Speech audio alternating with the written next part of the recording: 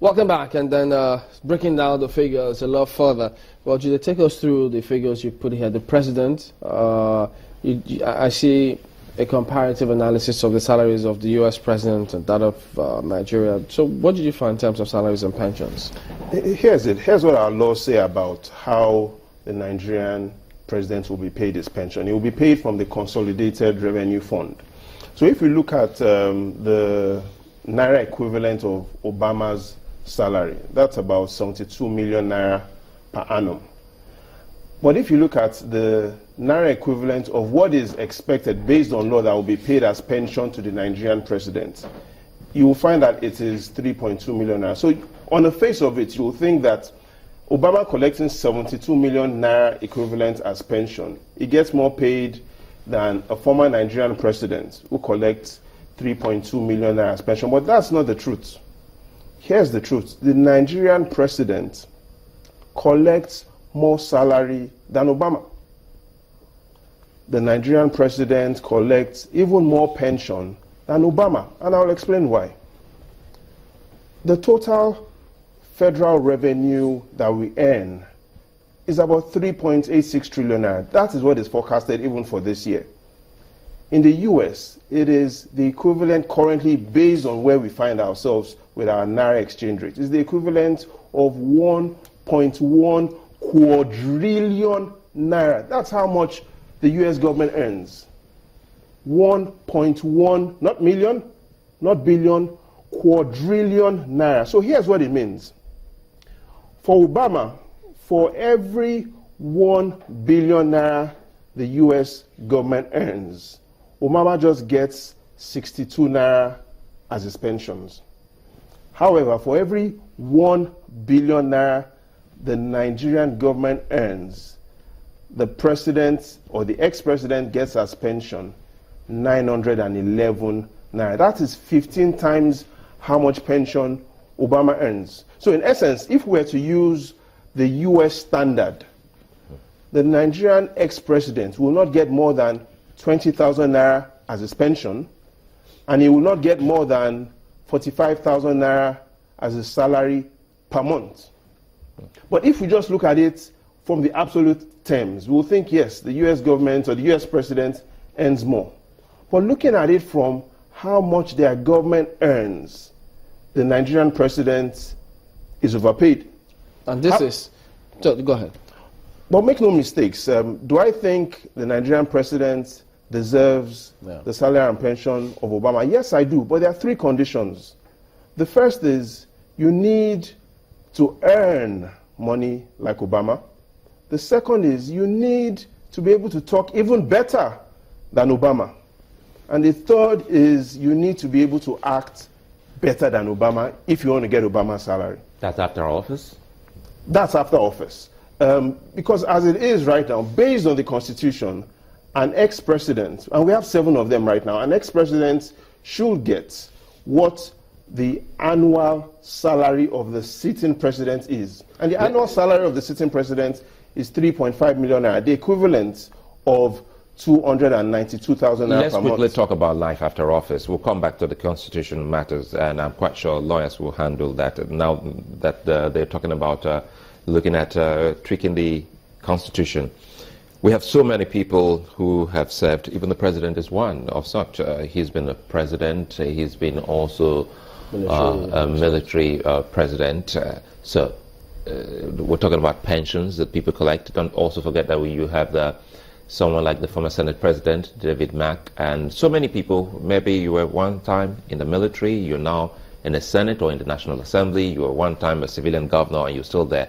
And the talk now is about the remuneration that it take home as maybe pension for what you had been. So if you had served maybe in 3 different capacities, they still go home with such.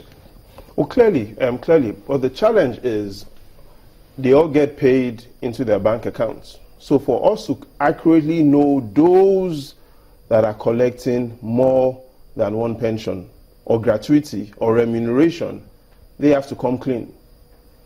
The law clearly only provides pension as it today for the president and for the vice president. And we currently have two presidents that are still alive that have been military and civilian.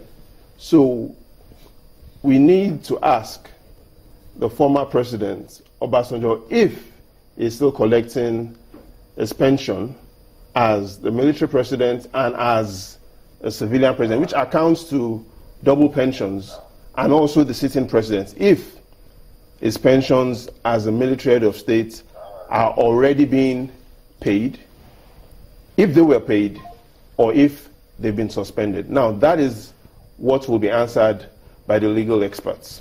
But clearly, based on the Constitution, these two presidents will be collecting two pensions.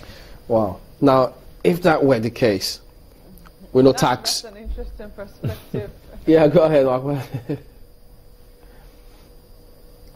Well, I mean, we're talking about double pensions here because we're not even looking at the fact that these people, the presidents you've just mentioned now, were also military generals and as such are also entitled to a pension from the military, as it were. So are we talking about almost three pensions here? A pension as a military general, having retired from the army, a pension as a former head of state, even though that might be a little of an aberration now since you're currently sitting, and then look at the cases of all the other former governors who are currently in the Senate. Will they be getting their allowances and their pensions as former governors and still be getting their remunerations as senators or, you know, ministers, as the case might be? These are big questions that we need to ask. Exactly, Marco, you're right. These are the questions that we're asking. We know what the Constitution clearly states, that an ex-president, unless he's been impeached, shall get his pension. And we also clearly know those ex-presidents. The Constitution, as it is, doesn't provide for a pension for the Senate presidents. But at the state level, the Revenue Mobilization, Allocation and Fiscal Commission gives liberty for each state government to create a pension scheme for the governor and deputy governors. The challenge is a lot of these schemes, especially pensions, have been exploited. The reason why these discussions have come up is because we are currently at a position where we do not have sufficient money. During the last administration, something interesting happened. The then Minister of State for the Federal Capital Territory, Ms. Olajumoke, and I'm not talking about Olajumoke, the Agege popular bread seller, we're talking about Ms. Olajumoke, a former Minister of State. Here's what she said. She said 72% of even those living in Abuja earn less than 100,000 naira. However, the current president, as well as what the Constitution states, that their pension will be 292,000 naira. So clearly, there's a disconnect. You wonder why the ruler, those that are governing, earn what is totally not related to the governed. And clearly that's why we say we need to put things in the right shape. If based on our current revenue structure, we are overpaying our leaders. And clearly that is what the evidence shows. Now, from what you've looked at here, since we're focusing on the presidency for today, and all of these monies that they earn, and you say, from what I see in your findings here, that of the U.S. in terms of taxable pensions, the U.S. you say yes, it's taxable, and that of Nigeria is no. That's also a clear difference between, to show how serious the U.S. government takes fiscal management. The pensions of even Obama is taxed. The Constitution here says the pension of the former president shall not be taxed. Clear difference. It clearly shows why we're also in bad shape regarding how we think of how we manage money. So you have an ex-president over there that even though he's collecting his pensions are taxed. And based on how much revenue even the federal government of the U.S. earns, I just said it, 1.1 quadrillion naira, what Obama gets is just 62 naira out of every 1 billion naira the federal government of the government of the United States earns. However, what an ex-president gets as pension here is 15 times.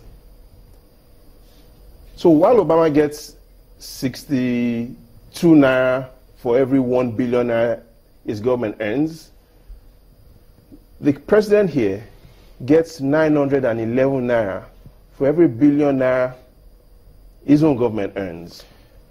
So that's a big question in terms of where we are anchored today. So when they're talking about amending the Constitution, they've got issues to consider. Yeah.